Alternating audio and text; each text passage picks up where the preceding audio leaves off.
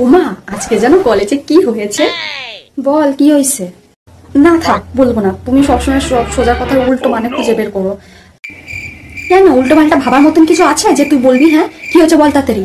সত্যি করে বলো, তুমি উল্টো পাল্টা কিছু ভাববা না তো? শোন, মায়ের থেকে না ভালো বন্ধু না এই পৃথিবীতে খুঁজে পাবি না। তোর মাকে যেইভাবে কথাটা বলতে পারবি সেভাবে আর কাউকে বলতে পারবি না। তাড়াতাড়ি ভালো কথা বলছি, বলে ফেল।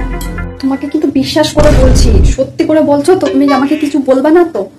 আরে না রে বাবা, বলে দেখ কি না। এক সেকেন্ড দাঁড়াও, বলবো বলবো না, বলবো বলবো না। এবার তোকে ঝাঁটাপিটা করবো, জানিস তো? বারবার বলছে বল বল বল বল। উনি বললেন না বলবো না, না বলবো না, বলবো বলবো না, এমন করে যাচ্ছে। সাথে বল। হয়েছেটা কি, আমার যে কলেজের যে বান্ধবী রয়েছে কোয়েল, কোয়েল বলেছিলাম তোমাকে, ওকে না একটা ছেলে প্রপোজ করেছিল, আর ওই ছেলেটাকে পাত্তাই দেয়নি, আর ওকে না করে দিয়ে চলে এসছে, জানো তোমা?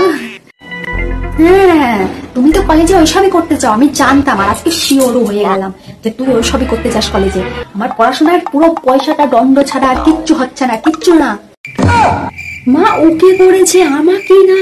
বোঝার চেষ্টা করো, তুমি আবার সোজা দিক দিয়ে উল্টো দিকে নিয়ে যাচ্ছ। ওকে বলুক আর তোকে বলুক, দুজনে তো সমান। হ্যাঁ, তোরা দুজনেই তো বান্ধবী, তোরা দুজনা। মানে ওকে নিশ্চয় বলেছে কেউ, তারপর তোকেও কিছুদিন কেউ কিছু বলেছে হয়তো। হ্যাঁ, হে ভগবান, এ মহিলা আবার সোজা কথাকে উল্টো দিকে নিয়ে যাচ্ছে। আমি এবার কি করবো? হ্যাঁ ভগবান, আবার কি সর্বনাশ, তাই না? দাঁড়া, তোর বাবাকে বলছি, তোর কলেজে যাওয়া বের করছি, তোর ব্যবস্থা আজকে আমি করছি, দাঁড়া। হে ভগবান।